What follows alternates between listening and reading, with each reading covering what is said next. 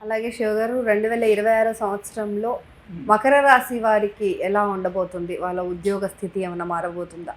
మకర రాశి వారికి వారు చేసేటటువంటి పనులన్నీ పూర్తయ్యే విధంగా తృతీయంలో ఉన్నటువంటి శని గత కొంతకాలంగా వారిని అనుగ్రహిస్తున్నారు.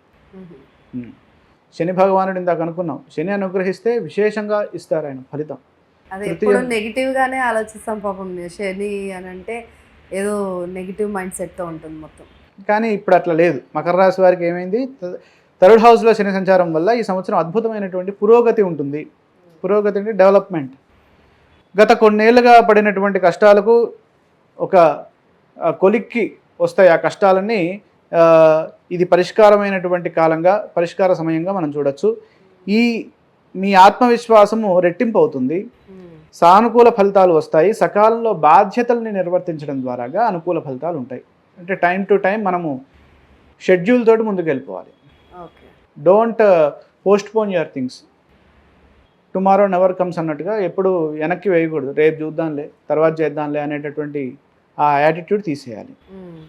ఆ తర్వాత జూన్ 2 తర్వాత అక్టోబర్ 31 వరకు సప్తమ స్థానంలో గురువు కూడా వీరికి తోడవుతున్నారు గ్రహబలం ఇవ్వడంలో. ఆయన కూడా రంగంలో దిగుతున్నారు. కాబట్టి 2 గ్రహాలు ఈ మకర రాశి వారిని చాలా కాపాడుతున్నాయి, ఆదుకుంటున్నాయి. ఓకే. అప్పటి వరకు ఒకటే గ్రహం అనుకూలిస్తోంది. అంటే పాపం ఒకరే వీరిని కాపాడుతున్నారు. ఇప్పుడు నేను కూడా వస్తున్నాను అని 2 డబల్ ఇంజన్ లాగా 2 కలిపి మంచి ఫలితాలు ఇస్తున్నాయి. తర్వాత దాంపత్య సుఖానికి అనుకూలమైనటువంటి సమయం ఇది. వివాహం కాని వారికి ఈ సంవత్సరము జూన్ తర్వాత కుదిరే అవకాశాలు 100% ఉంది.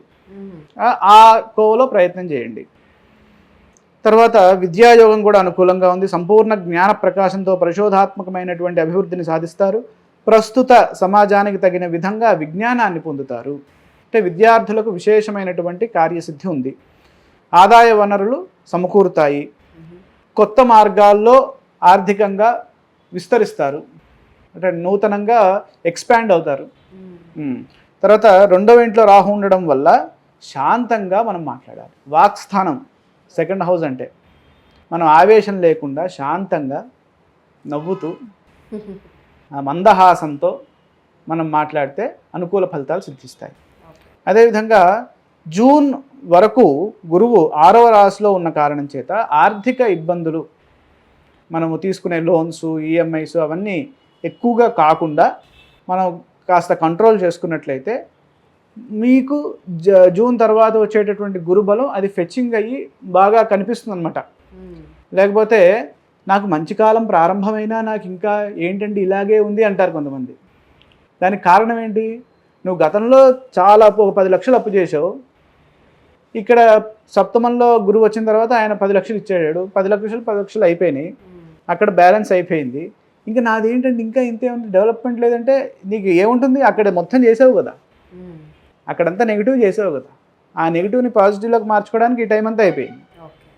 కాబట్టి అలా కాకుండా ఎక్కువగా ఆర్థిక ఒత్తిడి ఎక్కువగా లేకుండా చూసుకోవాలి. అలాగే కొత్త అప్పులు చేయవలసిన స్థితి రాకుండా ముందుగానే ఆలోచించాలి. మొత్తం మీద శని అనుకూలత వల్ల ఈ సంవత్సరము స్థిరాస్తి కొనుగోలు చేసే అవకాశాలు, అంటే పొలాలు, తర్వాత భూములు, ఇవన్నీ కొనుక్కునే అవకాశం సాహసోపేతంగా ధైర్యంగా నిర్ణయాలు తీసుకొని ముందుకు వెళ్తే కొంటారు. అవి మంచి ఫలితాన్ని ఇస్తాయి. ఆ తర్వాత ఈ సంవత్సరం మొత్తం ఎవరిని ఆరాధన చేయాలి అంటే గణపతి ఆరాధన. ఈ రాశి వారికి అష్టమంలో కేతు సంచారం అనుకూలంగా లేదు. గరికతో గణపతికి పూజ చేసుకోవడం, సుబ్రహ్మణ్యేశ్వర స్వామి వారి ఆరాధన, అదేవిధంగా సంవత్సర ప్రారంభంలో ఈశ్వర ఆరాధన, ఇవి చేస్తే మంచి ఫలితాలు ఉంటాయి. మొత్తం మీద ది ఎక్సలెంట్ పీరియడ్ ఎప్పటి నుంచి స్టార్ట్ అవుతుందంటే జూన్ నుండి స్టార్ట్ అవుతుంది. 2026 జూన్. అప్పటి వరకు కేవలం శని మాత్రమే యోగిస్తున్నాడు.